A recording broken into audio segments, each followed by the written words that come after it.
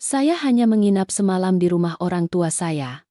Ibu mertua saya sudah mengganti kata sandi pintu dan berteriak, "Pergi. Jangan kembali lagi." Saya langsung menjual rumah itu. Keesokan harinya, dia menelepon saya lebih dari 80 kali. Menawarkan 8 miliar rupiah untuk membeli apartemen mewah.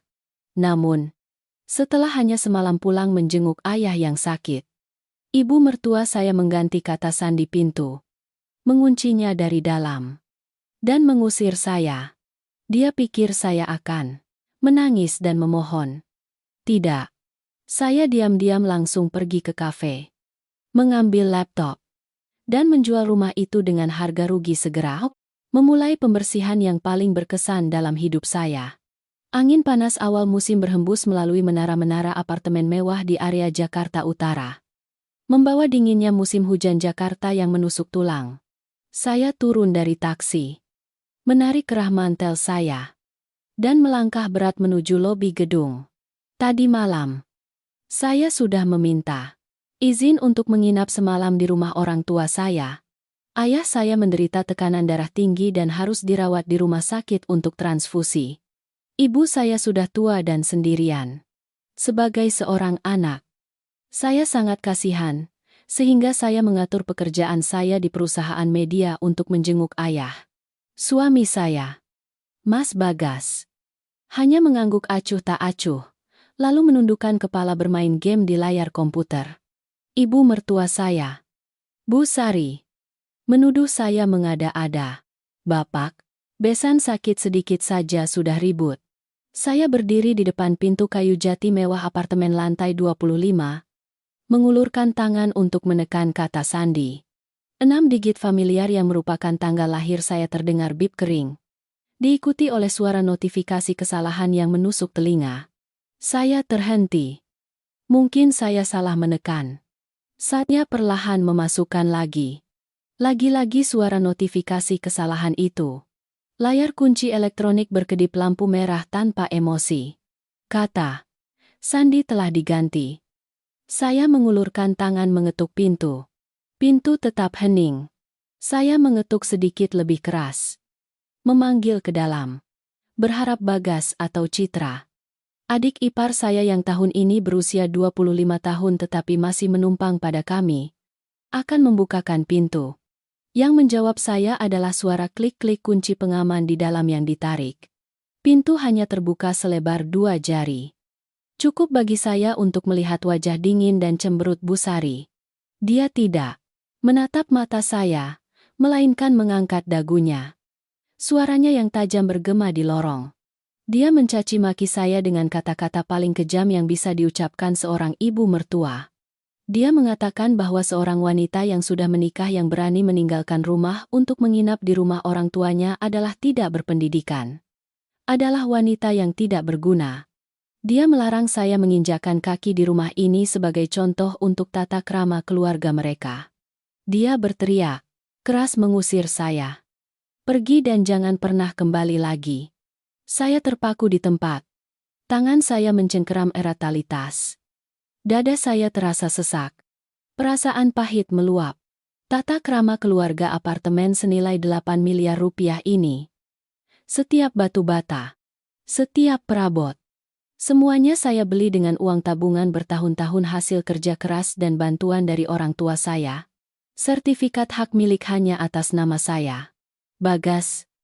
Suami yang mengklaim sebagai tulang punggung keluarga. Hanyalah seorang karyawan kantoran dengan gaji pas-pasan. Selalu menghabiskan gajinya setiap bulan untuk hobi membeli figur dan mengisi ulang game. Sejak saya membeli rumah, Bu Sari dan Citra datang dengan alasan ingin bermain di ibu kota lalu pindah dan tinggal di sini. Dengan seenaknya menikmati semua fasilitas mahal yang saya bangun dan meminta 20 juta rupiah setiap bulan untuk uang saku. Menggunakan kartu kredit saya tanpa ragu. Sementara Citra menganggap kamar saya seperti toko pakaian gratis. Seenaknya mengambil kosmetik dan tas tangan kakak iparnya untuk pergi bermain dengan teman-temannya. Saya sudah menahan semua itu karena ingin menjaga keharmonisan rumah tangga. Karena bakti. Karena berharap suatu hari mereka akan memahami ketulusan hati saya. Tapi hari ini, celah pintu yang sempit itu dan tatapan meremehkan ibu mertua saya menyiramkan air dingin beku ke atas kesabaran bodoh saya. Saya menyadari bahwa saya tidak bisa menggunakan toleransi untuk mengubah orang-orang yang menganggap pengorbanan orang lain sebagai hal yang wajar. Saya tidak meneteskan air mata, tidak memohon, tidak menggedor pintu, atau berteriak bertengkar menjadi tontonan tetangga. Emosi dalam diri saya saat ini hanyalah ruang kosong yang tenang, yernih, dan tegas. Saya menatap lurus ke mata Bu Sari melalui celah pintu. Mengangguk pelan. Saya mundur 2 langkah. Membalikkan badan dan langsung menuju lift. Sudah saatnya saya melepaskan penyerahan diri ini. Bukan untuk balas dendam, tetapi untuk membebaskan diri saya sendiri. Agar mereka menghadapi konsekuensi dari keserakahan dan rasa tidak berterima kasih mereka. Saya keluar dari lobi apartemen. Langit Jakarta sejuk. Tetapi hati saya lebih cerah dari sebelumnya. Saya berbelok ke kafe langganan di sudut jalan. Memilih meja tersembunyi di sudut yang tenang. Pelayan membawakan secangkir kopi hitam es, tanpa gula sesuai selera saya. Rasa pahit yang pekat meluncur ke tenggorokan. Membangkitkan semua indera yang mati rasa karena guncangan pagi itu. Saya membuka laptop. Cahaya dari layar memantulkan sinar dingin di wajah saya. Saya membuka daftar kontak telepon. Mencari nomor Rian. Seorang agen properti terkemuka di daerah ini. Rian pernah membantu saya melengkapi dokumen hukum saat membeli apartemen ini 2 tahun lalu. Suara Rian terdengar antusias dan ramah di telepon. Saya tidak ragu-ragu langsung ke intinya. Saya meminta Rian untuk segera menjual apartemen saya. Sertifikat hak milik saya simpan di tas. Dokumen identitas lengkap. Saya menawarkan harga yang membuat Rian terkejut. Apartemen saya berada di lokasi strategis. Interior mewah. Harga pasar saat ini tidak kurang dari 8 miliar rupiah. Tetapi saya memutuskan untuk menjual rugi. Hanya dengan 7 miliar rupiah bulat. Satu-satunya syarat mutlak yang saya tetapkan adalah pembeli harus membayar 100% tunai dan menyelesaikan prosedur balik nama di notaris dalam waktu 2 hari. Saya tidak punya waktu untuk menunggu prosedur pinjaman bank yang berlarut-larut. Saya perlu memutuskan semua ikatan dengan tempat yang pernah saya sebut rumah itu secara tegas dan sah. Rian menasihati saya untuk tenang. Menjual cepat seperti itu akan sangat merugikan. Dia bertanya apakah saya sedang kesulitan keuangan dan membutuhkan uang segera. Mungkin bisa menggadaikan atau meminjam sementara. Saya tersenyum lembut melalui telepon dan mengatakan kepada Rian. Ikuti saja kata-kata saya. Saya sepenuhnya sadar dan bertanggung jawab atas keputusan saya. Uang yang hilang bisa dicari lagi.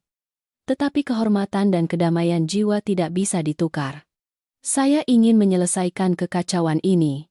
Daya tarik apartemen mewah dengan harga 1 miliar di bawah harga pasar tidak dapat disangkal. Hanya dalam waktu 2 jam setelah informasi itu diunggah Rian ke sistem agen rahasia. Telepon saya sudah menerima tanggapan. Rian melaporkan bahwa ada 3 pelanggan dengan keuangan siap. Ingin melihat rumah segera pagi ini. Saya langsung setuju. Saya meminta Rian untuk langsung membawa pelanggan ke apartemen. Menekan bel dengan sopan. Saya duduk di kafe. Menyesap air pahit. Membayangkan adegan di lantai 25. Bu Sari pasti sedang santai menonton TV sambil menikmati buah impor yang baru saya beli kemarin. Bagas mungkin masih meringkuk di bawah selimut karena begadang bermain game tadi malam. Citra mungkin sedang asyik bercermin mencoba lipstik mahal di kamar saya. Dan kemudian bel pintu akan berbunyi. Para tamu tak dikenal. Berpakaian rapi bersama agen akan masuk. Memeriksa setiap sudut rumah. Mendiskusikan harga dan renovasi interior. Bu Sari pasti akan ternganga kaget. Dia harus menghadapi kenyataan bahwa properti yang selalu dia banggakan. Tempat di mana dia baru saja mengusir pemilik aslinya. Akan segera menjadi milik orang lain. Sebentar lagi, citra keluarga bahagia dan teratur yang palsu itu akan terkoyak. Saya menutup laptop. Membayar air minum. dan mencari hotel terdekat untuk beristirahat. Perang ini baru saja dimulai. Baru saja masuk kamar hotel. Saya merebahkan diri di tempat tidur empuk. Rasa lelah yang luar biasa tiba-tiba menyerang. Ketegangan saraf membuat pelipis saya berdenyut. Saya meraih ponsel dari tas. Berniat mengirim pesan kepada ibu. Saya menanyakan kabar ayah. Begitu layar terbuka. Serangkaian notifikasi membanjiri mata saya secara beruntun hingga ponsel saya panas sekali. Layar menampilkan lebih dari 80 panggilan tak terjawab. Sebagian besar dari nomor Bu Sari. Diselingi panggilan dari Bagas dan Citra. Disertai dengan daftar panjang pesan teks dan pesan WhatsApp yang terus bermunculan. Menandakan belum dibaca. Kesombongan dan keangkuhan pagi itu. Melalui celah pintu sempit ibu mertua saya telah sepenuhnya lenyap.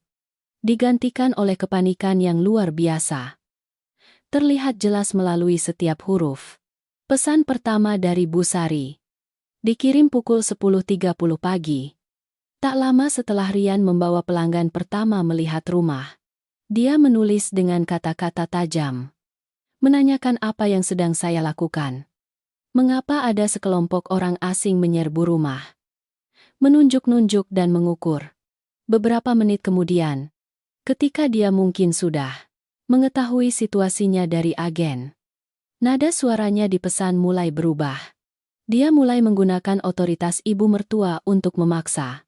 Dia melarang saya menjual rumah. Mengatakan bahwa jika saya melakukannya akan mempermalukan keluarga dan merusak reputasi keluarga suami, ketika saya tidak mengangkat telepon atau membalas pesan. Kemarahan berubah menjadi kepanikan. Panggilan tak terjawab muncul lebih sering. Pesan berikutnya dari Bagas penuh dengan ancaman. Dia bilang jika saya berani menjual rumah, dia akan langsung menceraikan saya. Dan membiarkan saya dicap sebagai wanita yang dicerai suami. Membaca ini, saya hanya bisa tersenyum pahit. Bagas selalu sombong.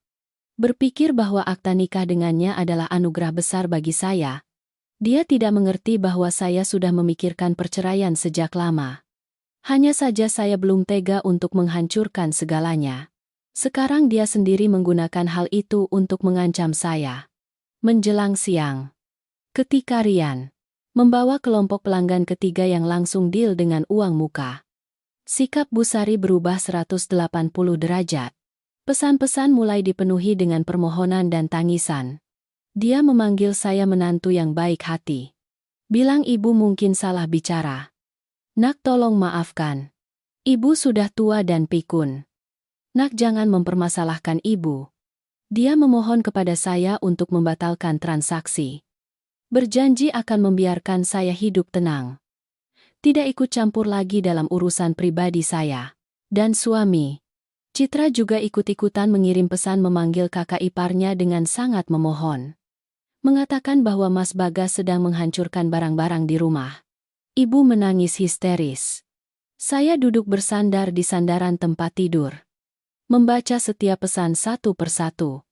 Hati saya dingin. Perubahan drastis mereka semakin membuktikan kepada saya sebuah kenyataan pahit. Mereka tidak pernah menganggap saya sebagai anggota keluarga. Yang mereka takuti kehilangan bukanlah seorang menantu, seorang istri, tetapi mesin ATM gratis, rumah mewah tanpa biaya sewa.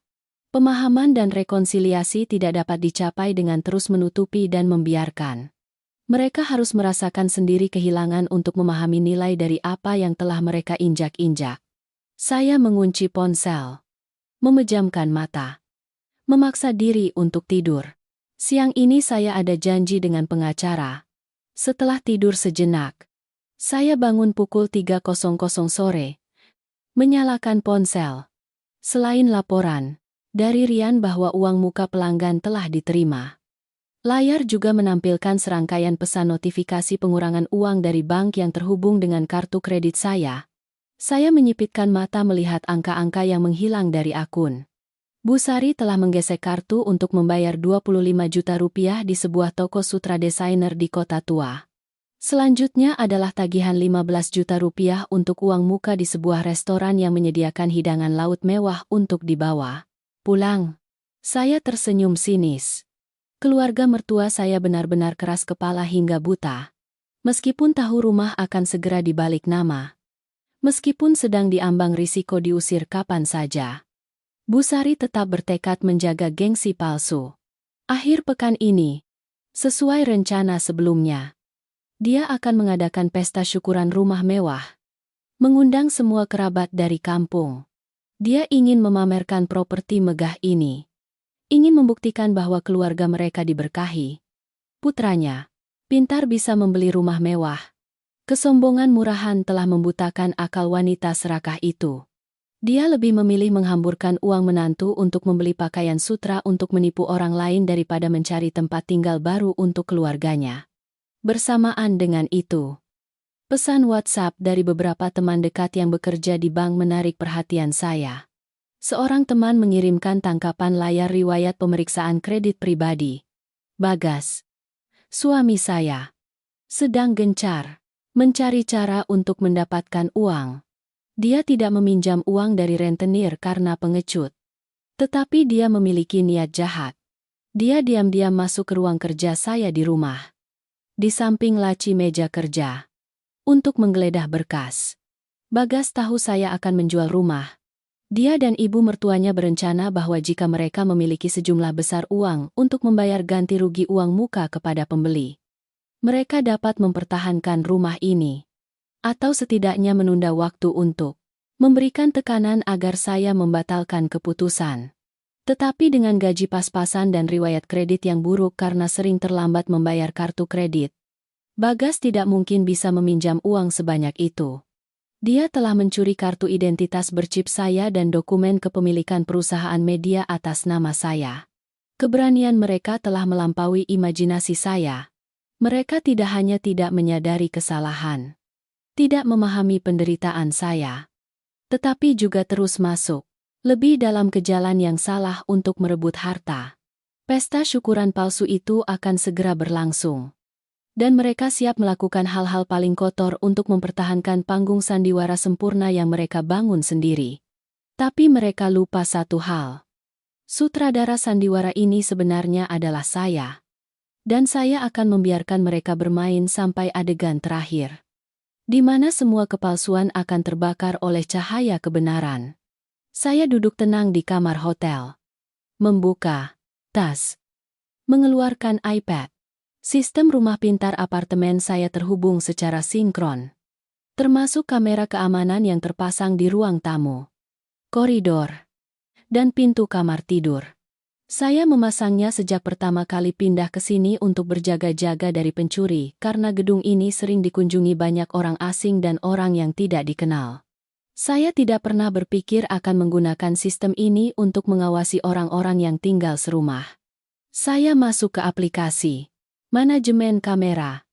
Memilih untuk melihat ulang rekaman hari ini. Gambar dari kamera ruang tamu terlihat jelas. Antaha tanda Furia Rahma Tandahar. Pukul 11.00 siang. Setelah rombongan agen properti pergi, Bu Sari mondar-mandir di ruang tamu dengan gelisah. Dia menelepon seseorang. Suaranya tergesa-gesa dan penuh perhitungan. Berdeham. Beberapa menit kemudian, seorang pria paruh baya membawa tas hitam masuk ke rumah. Itu bukan orang asing, melainkan pemilik toko gadai besar di lingkungan sebelah. Saya mengubah sudut pandang kamera ke arah koridor menuju kamar tidur saya. Bu Sari bergegas masuk ke kamar saya tanpa mengetuk. Dia menggeledah lemari pakaian, menarik keluar kotak-kotak perhiasan di meja rias. Jantung saya berdetak kencang ketika melihat dia mengeluarkan kotak beludru merah berisi cincin berlian yang saya beli sendiri saat promosi dan satu set kalung emas 20 gram yang diberikan orang tua saya pada hari pernikahan. Dia memasukkan semuanya ke dalam saku bajunya. Bergegas kembali ke ruang tamu. Gambar Bu Sari duduk di sofa mewah saya. Dengan santainya meletakkan perhiasan mahal itu di meja agar tukang gadai memeriksa. Membuat saya mual. Mereka tawar-menawar. Bu Sari dengan berat hati menjual barang-barang yang memiliki arti sakral bagi saya hanya untuk menukarnya dengan tumpukan uang tunai tebal. Dia membutuhkan uang tunai untuk menutupi pengeluaran boros untuk pesta syukuran atau mungkin sebagai dana darurat jika diusir. Belum rekaman video pukul 2 siang semakin mengejutkan saya tentang karakter orang-orang ini. Citra, adik ipar saya yang baik, diam-diam masuk ke kamar saya. Dia melihat sekeliling dengan hati-hati lalu membuka lemari pakaian branded. Tanpa ragu sedikit pun. Dia dengan santai mengambil tas branded edisi terbatas senilai ratusan juta rupiah milik saya keluar. Dia berdiri di depan cermin besar di ruang tamu. Berpose genit. Mengambil foto. Lalu dengan santai memasukkan barang-barang pribadinya ke dalam tas itu seolah-olah itu barang gratis. Orang-orang yang pernah saya sebut keluarga sedang menguras dan mencuri keringat dan air mata saya dengan terang-terangan. Tindakan mereka tidak lagi sebatas konflik antara ibu mertua dan menantu atau kebiasaan buruk biasa. Itu telah membentuk tindakan pelanggaran hukum yang serius. Saya dengan hati-hati mengekstrak semua rekaman video dan menyimpannya dalam beberapa salinan di platform cloud yang aman. Saya mengambil tangkapan layar setiap bingkai yang paling jelas. Wajah tukang gadai dan nomor plat mobilnya yang direkam dari kamera koridor. Semuanya sudah terlalu jelas. Pengampunan tidak berlaku untuk orang-orang yang sengaja menginjak-injak kebaikan orang lain dengan pencurian yang hina. Saya mengambil telepon dan menelepon pengacara terkenal yang sering bekerja sama dengan perusahaan saya. Saya perlu menyiapkan berkas lengkap tidak hanya untuk mengakhiri pernikahan ini, tetapi juga agar orang-orang serakah itu harus menghadapi hukum. Pemahaman dan perubahan persepsi terkadang membutuhkan tamparan keras dari kenyataan pahit, bukan nasihat kosong yang klise. Saya akan memberi mereka pelajaran yang tidak akan pernah mereka lupakan seumur hidup mereka tentang nilai dari kata harga diri. Saya duduk tak bergerak di kursi berlengan berlapis beludru di kamar hotel. Mata saya terpaku pada layar ponsel yang baru saja menyala. Penelepon adalah Maya, sahabat saya sejak kuliah, yang kini menjabat sebagai kepala departemen kredit di sebuah bank komersial besar. Suara Maya di telepon terdengar tergesa-gesa dan serius. Sama sekali berbeda dari gaya lembutnya sehari-hari. Maya bertanya apakah saya sedang sibuk. Dan mengatakan bahwa saya harus mendengarkan baik-baik apa yang akan dia sampaikan. Saya perlahan menarik napas dalam-dalam. Menjawab dengan tenang. Maya, bicaralah. Saya sendirian dan sangat sadar. Maya memberitahu bahwa pagi ini Bagas membawa setumpuk dokumen ke cabang banknya untuk mengajukan pinjaman tanpa agunan. Jumlah uang yang ingin dipinjam Bagas mencapai 2 miliar rupiah. Angka yang sangat besar dibandingkan dengan gaji karyawannya yang kurang dari 15 juta rupiah per bulan. Lebih mengejutkan lagi, Bagas tidak meminjam atas nama pribadi melainkan menggunakan surat kuasa dengan tanda tangan saya dan stempel perusahaan media yang saya pimpin sebagai direktur. Dia membawa kartu identitas berchip asli saya untuk meningkatkan kredibilitas. Maya menceritakan bahwa saat menerima dokumen dari staf bawahannya, dia sudah merasa curiga. Maya sangat memahami karakter dan kondisi keuangan saya dan suami. Dia tahu saya selalu mengelola keuangan dengan sangat ketat. Tidak mungkin saya memberi kuasa kepada Bagas untuk meminjam uang sebanyak itu tanpa saya sendiri hadir. Apalagi perusahaan saya berjalan stabil dengan modal sendiri. Maya secara langsung memeriksa dokumen itu dengan keahlian perbankannya dan pemahaman pribadinya tentang saya. Maya dengan cepat menemukan beberapa kejanggalan. Tanda tangan di surat kuasa, meskipun digambar dengan sangat teliti, namun goresan tintanya kaku. Kurang luwes seperti tanda tangan asli saya. Stempel yang tertera di kertas juga memiliki warna tinta yang sedikit kabur. Tidak setajam stempel perusahaan saya yang biasa digunakan pada kontrak dengan mitra. Bagas telah pergi ke toko ukir stempel swasta untuk membuat stempel palsu, dengan tujuan mengelabui departemen penilaian. Selain itu, ketika petugas kredit menanyakan tujuan pinjaman, Bagas menjawab bertele-tele. Kadang mengatakan untuk investasi proyek baru perusahaan istri. Kadang mengatakan membutuhkan uang untuk urusan keluarga. Maya beralasan sistem jaringan sedang dalam pemeliharaan untuk menolak pencairan pinjaman segera.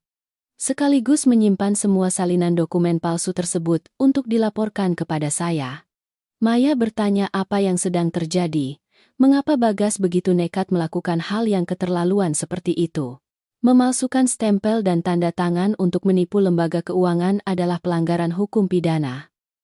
Dapat menghadapi hukuman penjara yang sangat berat. Setelah mendengar Maya berbicara, punggung saya merinding kedinginan. Saya menjelaskan secara singkat kepada Maya tentang keputusan menjual rumah dan bahwa saya telah pindah dari apartemen itu. Saya mengatakan kepada Maya bahwa keluarga Bagas membutuhkan uang segera untuk membayar ganti rugi kontrak penjualan rumah agar dapat mempertahankan tempat tinggal. Maya menghela napas panjang melalui telepon, mengatakan bahwa Bagas benar-benar telah dibutakan oleh keserakahan. Dia sama sekali tidak memperkirakan konsekuensi dari perbuatannya. Saya meminta Maya untuk segera mengirimkan semua foto dan salinan dokumen palsu itu melalui email kepada saya. Saya membutuhkan dokumen-dokumen ini untuk memperkuat bukti di hadapan pihak berwajib. Mengakhiri panggilan dengan Maya, saya membuka laptop dan masuk ke email. Foto-foto yang jelas dari surat kuasa palsu, salinan kartu identitas saya, dan permohonan pinjaman yang ditulis sendiri oleh Bagas muncul dengan sangat jelas.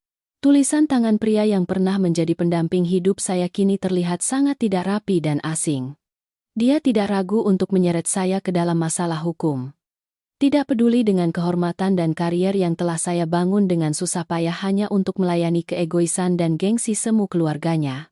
Kartu identitas saya, barang yang tidak terpisahkan dari saya dan saya simpan rapat di brankas kecil di ruang kerja, telah dicuri olehnya tanpa belas kasihan. Peristiwa ini seperti setetes air yang meluap, menghanyutkan sedikit saja sisa ikatan pernikahan di benak saya. Saya pernah berpikir Bagas hanya seorang yang tidak berperasaan, malas, dan lemah, selalu bersembunyi di balik bayangan ibunya. Tapi saya salah. Ketika terpojok, kepengecutan itu berubah menjadi kenekatan dan cara-cara licik yang hina. Dia lebih memilih melanggar hukum daripada harus mengangkut koper keluar dari apartemen mewah untuk menghadapi kenyataan. Saya mengumpulkan semua file dokumen dari Maya ke dalam folder terpisah dan melindunginya dengan kata sandi berlapis-lapis. Semua persiapan telah selesai. Saya tidak bisa menunda 1 menit pun lagi. Saya harus memutus semua jalur pemerasan mereka sebelum mereka sempat menimbulkan konsekuensi yang lebih buruk. Keesokan paginya, saya bertemu Rian dan pembeli rumah di sebuah kantor notaris di Jalan Laksamana Malahayati. Pembeli rumah adalah seorang pengusaha wanita paruh baya bernama Bu Rani. Sangat tegas dan jujur, Bu Rani memeriksa dengan cermat sertifikat hak milik asli, dokumen identitas saya, dan perjanjian uang muka. Dia puas dengan harga yang ditawarkan dan tidak menanyakan alasan saya menjual cepat.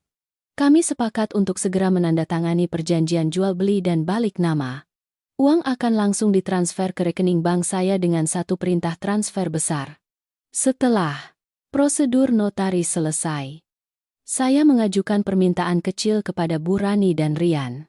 Saya mengusulkan bahwa waktu serah terima rumah resmi adalah tepat pukul 12.00 siang hari Minggu ini. Saya akan meminta Rian menemani Bu Rani ke apartemen untuk membuka pintu dan memeriksa interior. Bu Rani dengan senang hati setuju, karena dia juga membutuhkan beberapa hari untuk mengatur tukang untuk mengukur ulang desain. Dia tidak tahu bahwa siang hari Minggu itulah saat keluarga Busari mengadakan pesta syukuran rumah baru. Saya ingin mereka yang sedang berada di puncak kesombongan langsung jatuh bebas ke tanah. Hanya dengan begitu mereka akan terbangun dari mimpi ilusi yang mereka ciptakan sendiri. Keluar dari kantor notaris, saya mampir ke kafe sepi untuk melanjutkan langkah berikutnya dalam rencana. Saya membuka aplikasi bank di ponsel. 2 kartu kredit tambahan atas nama saya, yang saya daftarkan dan serahkan kepada ibu mertua dan adik ipar untuk digunakan. Masih memiliki batas kredit puluhan juta rupiah. Saya masuk ke manajemen kartu, memilih fungsi perubahan batas kredit. Tangan saya bergerak sangat cepat dan tegas di layar. Batas pembayaran online, batas penarikan tunai, batas gesek kartu melalui mesin EDC. Semuanya saya sesuaikan menjadi 0. Saya menekan konfirmasi. Aplikasi melaporkan operasi berhasil. Sejak saat ini, kartu plastik hitam mengkilap di dompet Bu Sari dan Citra. Hanyalah potongan plastik tidak berharga.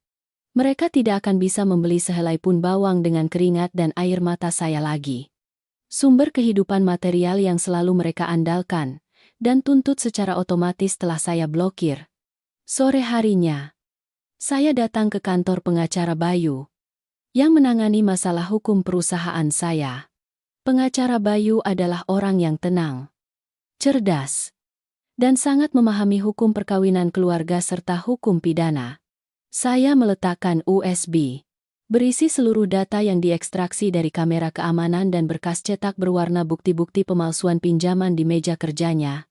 Saya menceritakan seluruh kejadian secara jelas, tanpa mencampur-adukan emosi pribadi.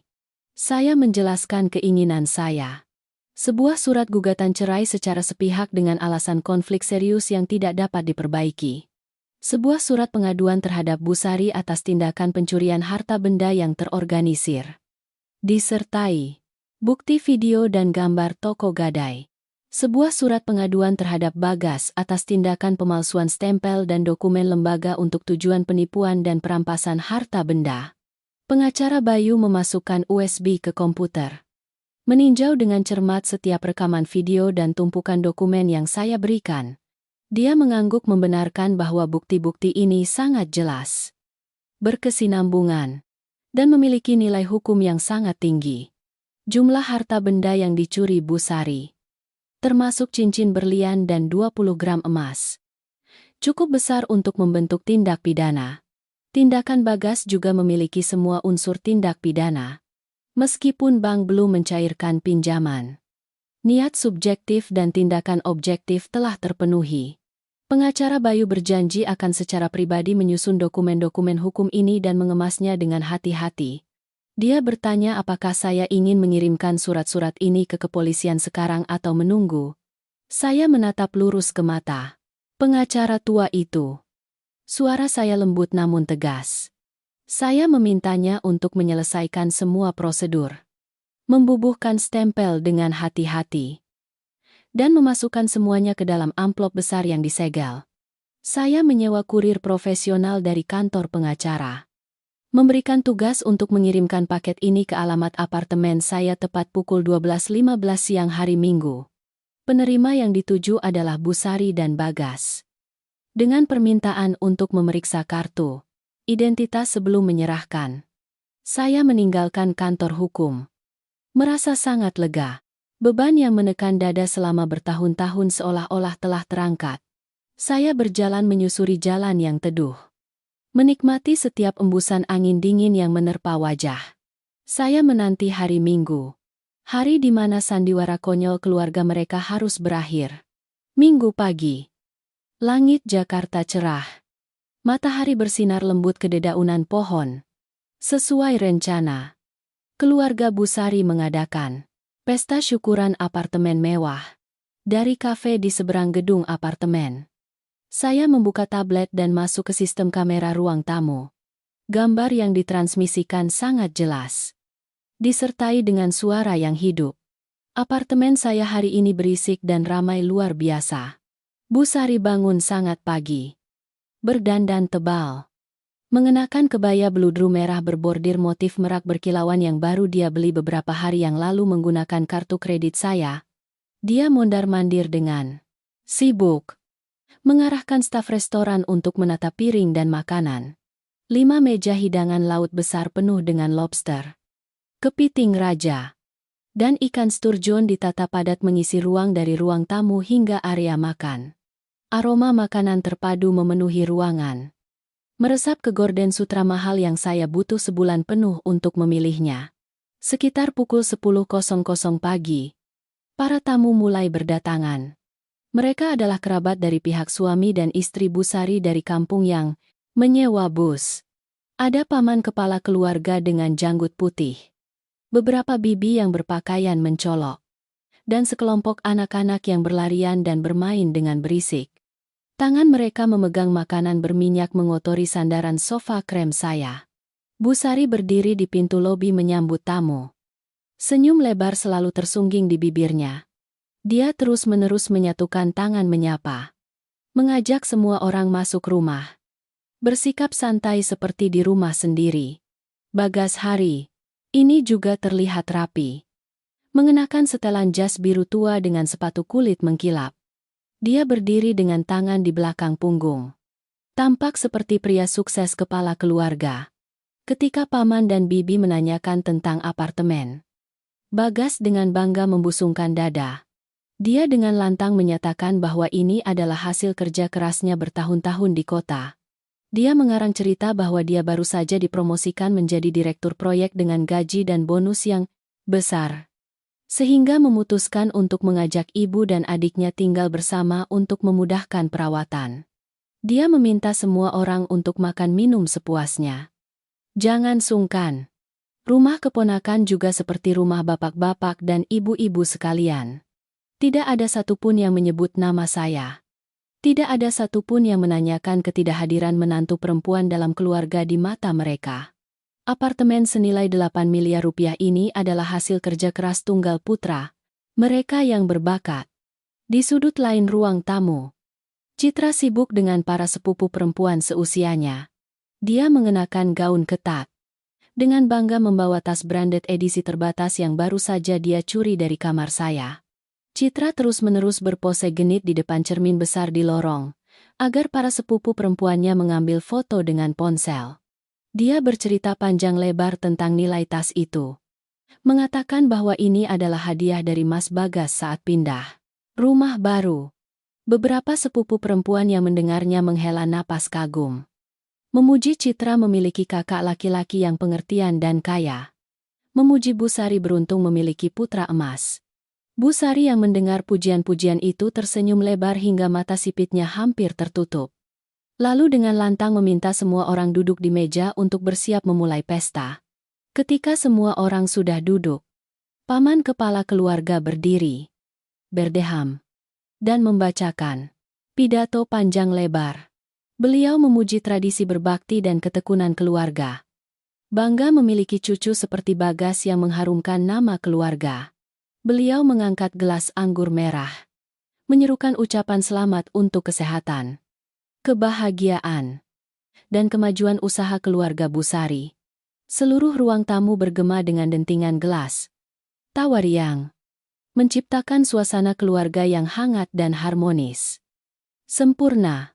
Saya duduk diam, menyeruput teh hangat, menatap layar tablet. Perasaan pahit melintas lalu cepat menghilang. Mereka sedang menikmati puncak kepalsuan. Mereka mabuk dalam sandiwara yang mereka sutradarai sendiri. Mengabaikan sepenuhnya fakta bahwa fondasi panggung ini dibangun dari pencurian, pemerasan, dan penipuan. Jam dinding di kafe menunjukkan tepat pukul 12. Saya tahu bel pintu yang menentukan akan segera berbunyi. Sandiwara konyol ini sudah waktunya diakhiri. Di layar kamera, pesta syukuran rumah baru sedang mencapai puncaknya. Semua orang mulai bersulang dari satu meja ke meja lain. Dentingan gelas berpadu dengan tawa riuh menciptakan suara gaduh yang bising. Bu Sari sedang memegang segelas minuman ringan, menghampiri meja paman kepala keluarga untuk menerima pujian. Bagas, dengan wajah memerah karena alkohol, sedang bersemangat bercerita tentang proyek-proyek ilusi senilai puluhan miliar rupiah yang akan dia tanda tangani. Tepat pada saat itu, bel pintu berdering panjang, memotong cerita Bagas yang setengah jadi. Bu Sari terhenti, mengerutkan kening melihat ke arah pintu. Dia menepuk bahu Citra, menyuruh anak itu membuka pintu untuk melihat apakah restoran membawa hidangan penutup tambahan. Citra meletakkan tas bermereknya di kursi, melenggang ke koridor. Dia menarik kunci pintu dan membukanya sedikit. Di luar bukan staf pengiriman. Di depan pintu berdiri Rian, agen properti dengan kemeja putih rapi, memegang setumpuk dokumen. Di samping Rian adalah Bu Rani, pemilik baru apartemen, memancarkan aura elegan dan berkuasa dengan gaun sutra hitamnya. Bu Rani ditemani dua pria bertubuh tinggi besar, mengenakan seragam keamanan gedung. Citra menatap bingung kelompok orang asing itu. Dengan nada merendahkan bertanya, Mereka mencari siapa? Apakah kalian tahu ini rumah pribadi sedang ada pesta? Rian tidak menjawab Citra, melainkan langsung menyelinip masuk ke lobi. Suaranya yang lantang dan jelas terdengar oleh semua orang yang sedang duduk di ruang tamu. Dia memperkenalkan diri sebagai agen properti yang menemani pemilik sah baru apartemen ini, Bu Rani, untuk melakukan pemeriksaan dan serah terima rumah, sesuai dengan perjanjian jual beli yang telah diakta notaris. Seluruh ruang tamu tiba-tiba hening. Suara sumpit berhenti jatuh. Tawa menghilang. Puluhan pasang mata dari meja makan tertuju ke arah pintu masuk. Bu Sari meletakkan gelas minumannya dengan keras di meja. Bergegas keluar.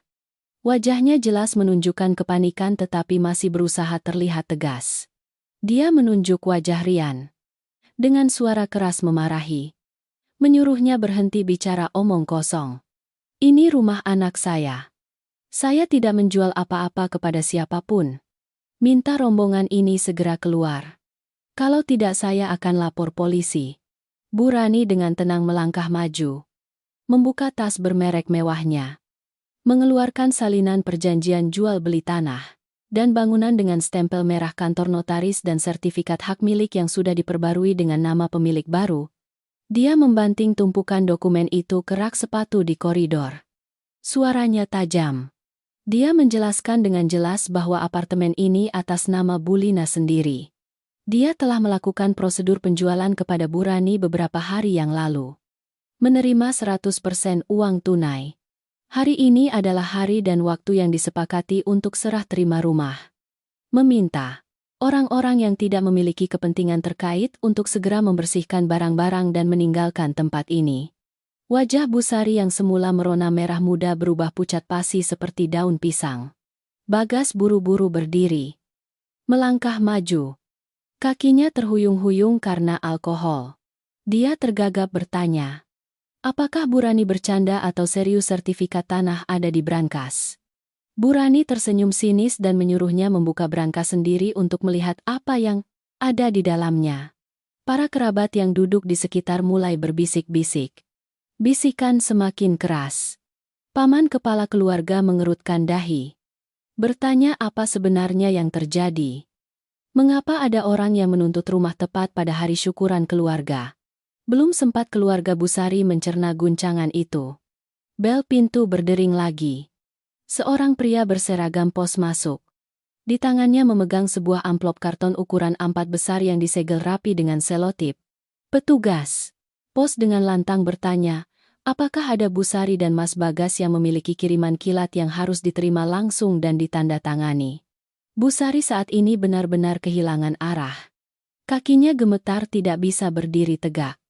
Harus berpegangan pada kusen pintu aluminium berkarat.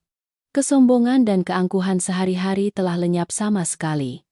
Hanya menyisakan ketakutan luar biasa dari seorang wanita dangkal yang pertama kali menghadapi cahaya hukum. Citra berteriak histeris. Memegangi lengan polisi. Menjelaskan bahwa dia hanya salah posting iseng dan tidak sengaja. Tetapi air mata yang terlambat itu tidak bisa mengubah kenyataan. Siang hari. Ponsel saya bergetar. Layar menampilkan nomor Bagas. Saya ragu sejenak lalu memutuskan untuk mengangkat telepon. Di ujung sana terdengar napas terengah-engah diselingi isak tangis dari pria yang pernah saya sebut suami. Bagas memohon maaf. Dia mengatakan bahwa ibunya sedang ditahan di kantor polisi. Citra panik dan ingin bunuh diri. Dirinya sendiri sedang menghadapi risiko dituntut atas tuduhan pemalsuan stempel. Suara Bagas memohon dengan memelas agar saya mencabut gugatan. Mengatakan bahwa dia tahu kesalahannya. Keluarganya sudah membayar harga yang sangat mahal. Saya menjaga suara saya tetap tenang. Tanpa sedikit pun sindiran. Juga tidak membiarkan emosi menguasai. Saya mengatakan kepada Bagas bahwa apa yang sedang dialami keluarganya bukanlah balas dendam dari saya. Tetapi konsekuensi tak terhindarkan dari keserakahan dan pelanggaran hukum. Saya menjelaskan kepadanya. Pengampunan yang salah tempat hanya akan menciptakan orang-orang yang bergantung dan parasit. Meminta bantuan hukum adalah satu-satunya cara bagi saya untuk melindungi batasan diri saya dan juga pelajaran paling berharga yang memaksa dia dan keluarganya untuk sadar. Dia perlu tumbuh dewasa. Perlu belajar bertanggung jawab atas tindakannya alih-alih bersembunyi di balik ibunya. Saya mengucapkan semoga dia cukup kuat untuk memulai kembali lalu dengan lembut memutuskan panggilan. Saya tidak merasa puas. Hanya merasa lega karena telah menempatkan segala sesuatu pada tempatnya. 2 bulan setelah kejadian mengerikan itu, sidang perceraian kami berlangsung tanpa keributan atau sengketa harta benda yang rumit.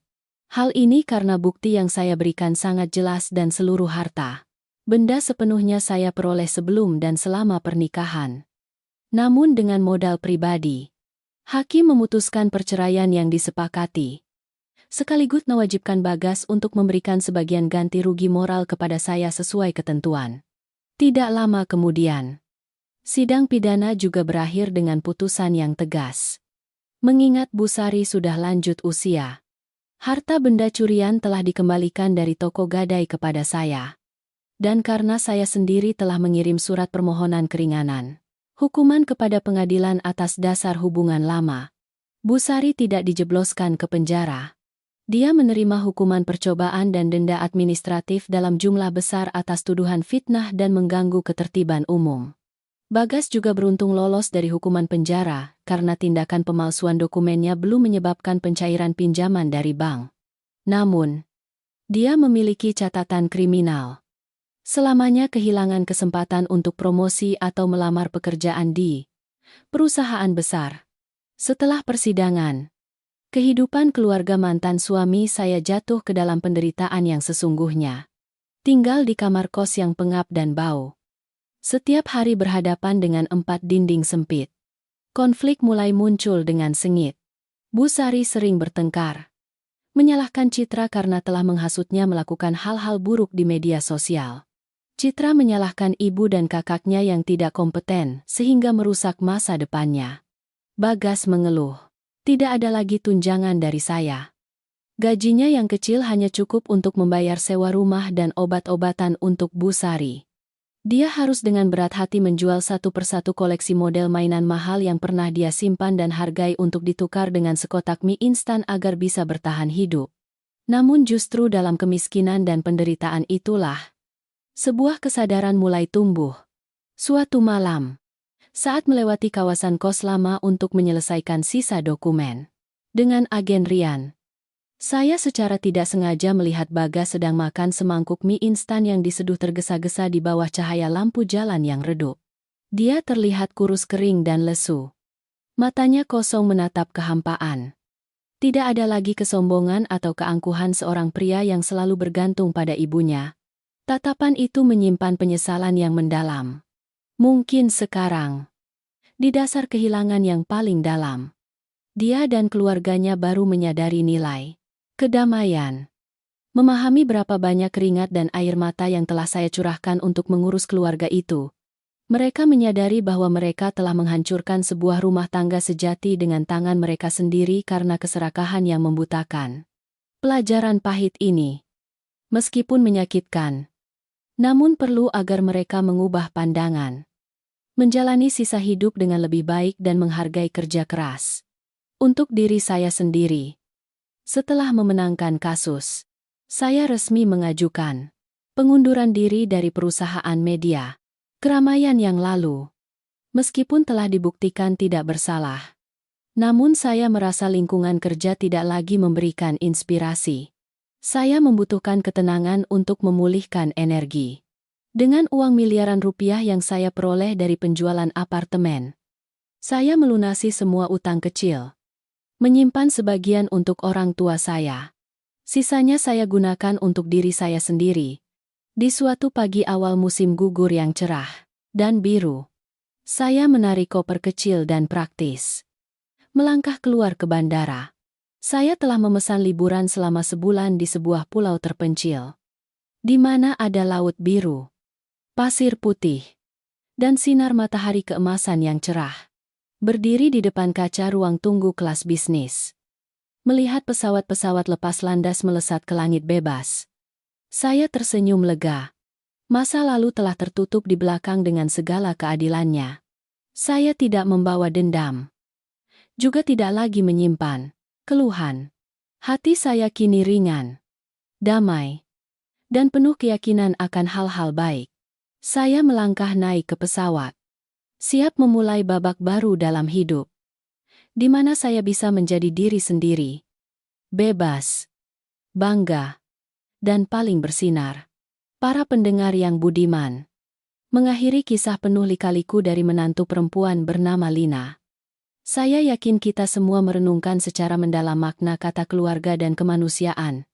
Mungkin melalui kisah ini, kita menyadari bahwa kesabaran dan pengorbanan hanya akan bermakna ketika ditempatkan pada tempatnya.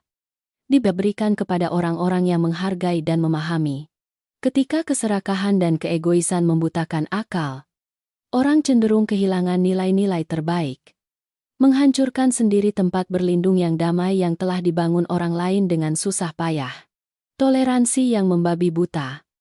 Ironisnya, terkadang menjadi lahan subur bagi pemeliharaan sifat bergantung, ketidakpedulian, dan kekejaman dalam kehidupan bermasyarakat.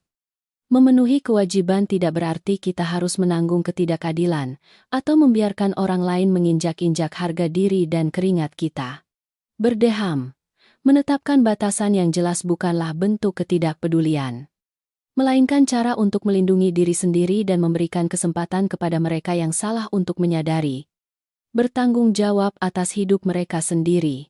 Segala bentuk kepalsuan materi, pinjaman, atau perampasan, dengan cara licik pada akhirnya akan lenyap seperti buih air. Hanya cinta kasih yang tulus dan saling menghormati yang menjadi fondasi kokoh bagi setiap rumah tangga. Semoga kita semua selalu cukup bijaksana untuk melindungi nilai diri. Cukup berani untuk melewati badai. Dan menjaga hati yang damai dan bangga di sepanjang hidup. Terima kasih kepada para pendengar yang telah meluangkan waktu berharga untuk mendengarkan seluruh kisah hari ini. Semoga Anda dan seluruh keluarga senantiasa sehat, damai, dan penuh kebahagiaan.